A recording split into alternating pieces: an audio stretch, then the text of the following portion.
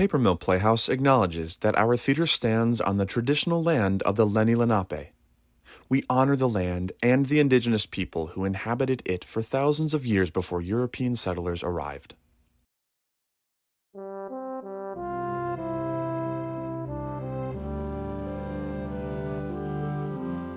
Welcome to Paper Mill Prologues. I'm Lorna Jordan, Manager of Outreach Programs here at Paper Mill Playhouse, and I'm so excited to welcome you all to our 84th season. The goal of Prologues is to give our audience an extra layer of insight and context for our productions by exploring some of the themes, histories, and creative voices behind each show. Today, we'll be talking about our first production of the season, On Your Feet. In this jukebox-style musical, you'll see how the 19-time Grammy Award-winning super couple, Gloria and Emilio Estefan, rose to Latin pop stardom, influencing a generation of music artists. But first, to gain a deeper understanding of this production, we'll be taking a look at Latin American music, Cuban history, and Cuban American culture today. So let's get started.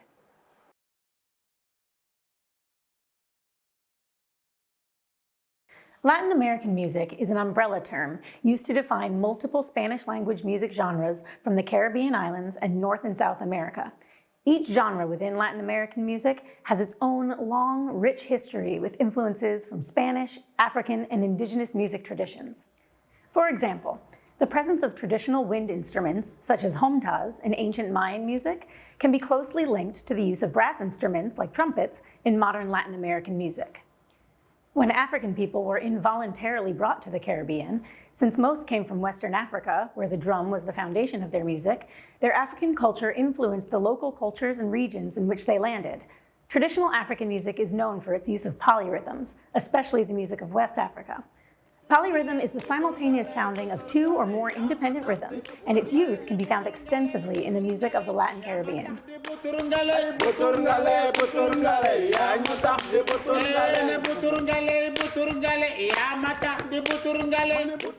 Further influence of African culture in Latin Caribbean music can be seen through its use of call and response, a traditional African music technique often incorporated into polyrhythmic music. Misikuba, Misikuawale, Bwedi Kade, Kado Dibo, Bosumagbre, Bosumasa, Bofe Alau, Bokwesi Alau, Bwede Makpre, Bosedun. Some genres that fall under Latin American music include salsa, bachata, reggaeton, and of course, Latin pop. For the last few decades, Latin pop has been one of the most popular music genres in the United States, breaking cultural and language barriers for both Spanish and non-Spanish speaking listeners. This crossover of Latin music to the English language market began to rise in the early 1950s. Cuban musician Damaso Perez Prado was one of the earliest Latin artists to make this crossover. After establishing himself as one of the leading mambo artists in Cuba and Mexico, Perez Prado became the first big band mambo player to reach non-Latin audiences in the United States.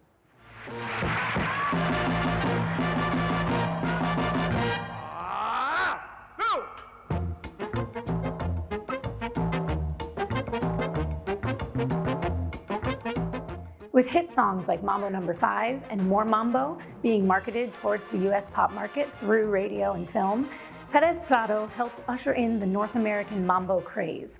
His success would lead to more open doors in the mainstream US market for future Latin artists, such as rock and roll teen icon Richie Valens,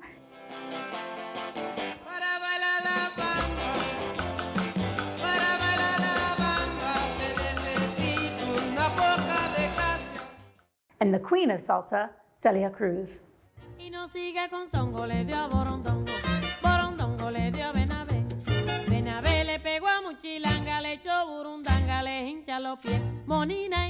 These trailblazing artists, among many others, would come to influence Latin American pop music and set the stage for Gloria and Emilio's success.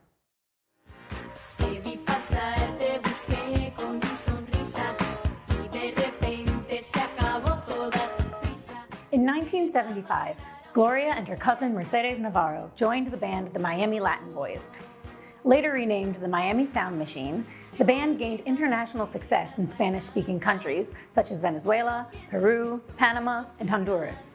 By 1982, Gloria stepped up as lead vocalist, and in 1984, Miami Sound Machine premiered their first English-language album, Eyes of Innocence.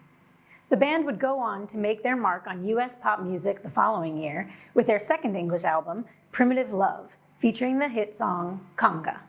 Come on, shake your body, baby, do that conga. No, you can't control yourself any longer. Come on, shake your body, baby, do that conga. No, you can't control yourself any longer.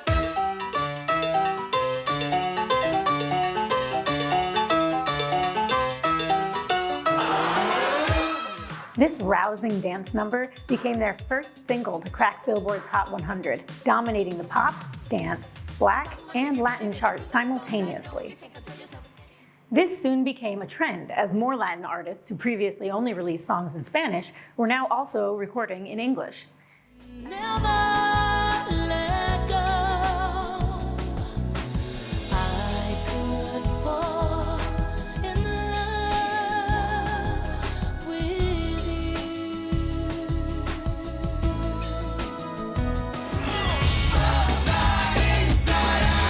Living la vida loca, pull you down. Living la vida loca, her lips are devil red. I can be your hero, baby.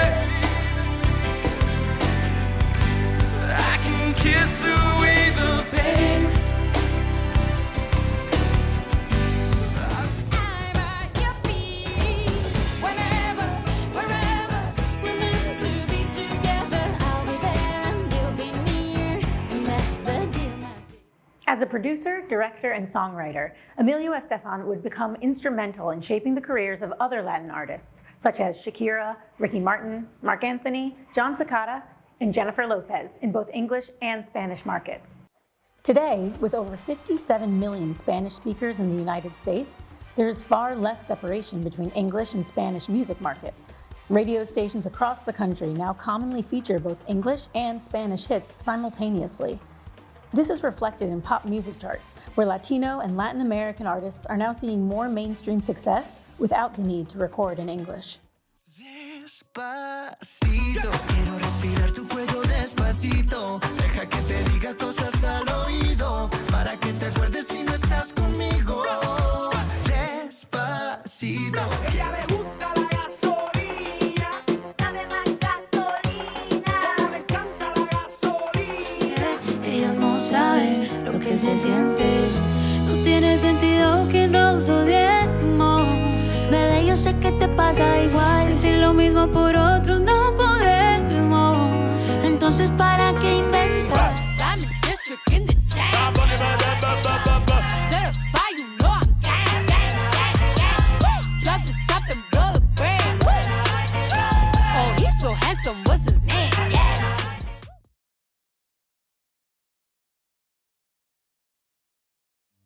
In On Your Feet, you'll get to know a little more about Gloria and Emilio's personal histories and witness their rise to stardom. But now, let's take a closer look at some Cuban history that was central to their upbringing. Following the Spanish-American War, Cuba was faced with economic hardship and revolving rulership of dictatorial leaders.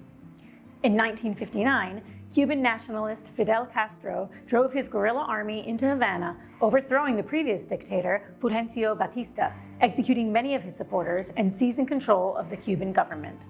The violent revolution prompted thousands of Cubans to flee the island, including Gloria Estefan's parents, Jose Fajardo, a bodyguard for former President Batista, and Gloria Fajardo, a schoolteacher. With 2-year-old Gloria, the Fajardo family fled to the Little Havana neighborhood of Miami, Florida, with a community of fellow Cuban exiles. However, this was not the end of Jose's fight. Upon his seize of power, Castro began to cut down on U.S. enterprises in Cuba, and by 1960 established diplomatic relations with the U.S.'s Cold War rival, the Soviet Union. President Eisenhower's administration responded by severing all diplomatic relations with Cuba and allocated $13 million to the CIA to oppose the Castro regime. With this, the CIA recruited nearly 1,400 Cuban exiles, including Gloria's father, to be trained by the U.S. military for an armed invasion. What started as a small expeditionary force grew into a determined, highly skilled, formidable assault brigade. The recruits were trained in secret locations by elite U.S. Special Forces. Despite the efforts of the government to keep the invasion plans covert, it became common knowledge among Cuban exiles in Miami. Through Cuban intelligence, Castro learned of the guerrilla training camps as early as October 1960. In April of 1961, Jose Fajardo set out for Cuba with Brigade 2506 to execute Operation Zapata, an attempted overthrow which would become known as the Bay of Pigs invasion. The plan was launched by President Kennedy shortly after his inauguration. Kennedy hoped that the attack would either take down Castro or spark an anti-Castro uprising on the island. However, the brigade was quickly overwhelmed by Castro's army, which had anticipated the attack, and the invasion ceased after just 3 days. Jose Fajardo and the other surviving brigadiers were immediately captured and imprisoned. In a 2012 interview, a group of Brigade 2506 survivors recounted their time in the Cuban prison. When I wake up, I saw the wall and I saw that have 5,000 meters. And I say, my God, I am in jail. Then Fidel Castro came to our cell block. I said, well, I warn you that you're going to be interviewed nationally, and whatever you say there will determine your future. They were hoping that we would badmouth the United States. And I went there and defended my principles and then left. And I said, this is the end of my future. He said, I got some good news for you. You're not going to be killed. What we're going to do is the following. We're going to sentence you to 30 years in prison, but we are also putting a ransom on each of you. After 20 months, the United States negotiated a deal with Fidel Castro, settling on $53 million worth of baby food and medicine in exchange for the imprisoned brigadiers. After nearly 2 years apart, Fajardo returned to his family in Miami and was officially offered a place in the U.S. Army. Fajardo would later become one of 170,000 Latinos to serve in the Vietnam War.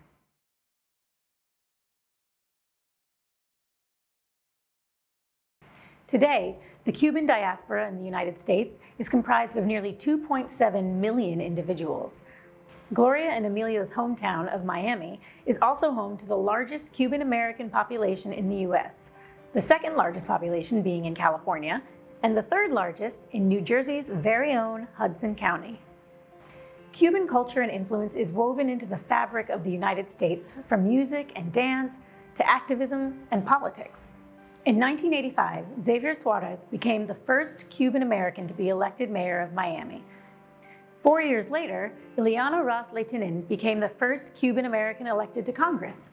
Cuban American activists continue to advocate for the rights and freedoms of Cuban citizens. On July 11, 2021, protests were organized across Cuba in response to the lack of food, personal hygiene items, medicine, reliable electricity, and restrictive measures taken by the government amidst the COVID-19 pandemic. In response, thousands of Cuban Americans marched in cities across the United States in solidarity with the protesters in Cuba. The situation is dire in Cuba. I mean, literally, the government is trying to cut off communication from the outside world so people don't see the brutality of the situation. A generational economic crisis, coupled with record COVID numbers and a lack of vaccine, has fueled demands for ending Cuba's 60-year dictatorship. The country claims to have multiple vaccines, but won't share its research. Some Cuban American leaders pleading for American intervention. Please do not abandon the Cuban people. Support them decisively. Activists rallied to raise awareness of the situation in Cuba and to call on the U.S. government to provide support. Throughout their careers, Gloria and Emilio Estefan have used their platform to serve as activists and philanthropists for multiple causes, including health, education, and cultural development. Following the 2021 protests in Cuba, Gloria and Emilio met with President Biden, along with other Cuban American activists, to talk about ways to support those on the island and amplify the voices of those fighting for change. In a Washington Post interview last August, they sent a special message to the artists and activists of Cuba. Longing for that homeland. I mean, what message do you have for the artists in Cuba and outside of Cuba as well who are trying to weigh in and engage in this debate? Like, what advice would you have for them and what message would you send? I would say, estamos orgullosos de ustedes, artistas que levantaron las voces, que han hablado en contra de ese gobierno, que han dicho la verdad de lo que está pasando, que se han arriesgado que han hecho huelgas de hambre. Estamos orgullosos de ustedes y los apoyamos. Estamos tratando de hacer lo que podemos, meaning we are proud of you. We know the risk you've taken. They've gone on hunger strikes. They've been jailed. These artists, these directors, actors, artists, poets that have said enough and that started this movement that then inspired Patria y Vida, that's become an anthem for this movement. We're proud of them. We're trying to amplify your voices. We support you. We're trying to find ways to help. Everybody feels like their hands are tied, and we're just trying to do whatever we can. And if someone would say, okay, this is the way, but like I was going to tell you before, it's really ridiculous to think that there's anything anyone can do that's going to sway that government. That government has got to go. And I would exhort cualquier policía o persona en las Fuerzas Armadas de Cuba que me pueda estar escuchando, ustedes tienen el poder, apoyen al pueblo de Cuba, no a ese gobierno. You know something, some of the music that we done and they done in Cuba is not about the music, it's about the actual images that is coming out of Cuba that we're putting out, and that's what we did, a lot of songs, you know, sending messages to the people global. In 2015, President Barack Obama presented the Estefans with the Presidential Medal of Freedom, honoring the iconic couple's contributions to American music and social justice. Now, I'm pleased to introduce a few members of the cast and creative team of On Your Feet. Serving as director and choreographer, we are excited to welcome back Alex Sanchez, who Paper Mill audiences may remember as the choreographer of our productions of Beauty and the Beast and West Side Story. Joining us as music director is Andrew David Sotomayor, whose recent productions include the first national tour of Tootsie and Paper Mill's Some Enchanted Evening. Leading the cast as Gloria will be Lenady Janau, with Brandon Espinoza as Emilio, Francisca Munoz as Gloria Fajardo, and Yahaira Paredes as Consuelo. Sharing the role of young Emilio will be Carlos Carreras and Joshua Garcia, and sharing the role of little Gloria will be Olivia Andrade Marin and Paper Mill Theater School student Natalia Artigas. For a full list of our fabulous cast and creative team, check out our digital program on the Paper Mill app. Thank you all for joining us at Paper Mill Playhouse for our first production of the season. We hope to see you again in December for our next show, The Sound of Music. Enjoy the show.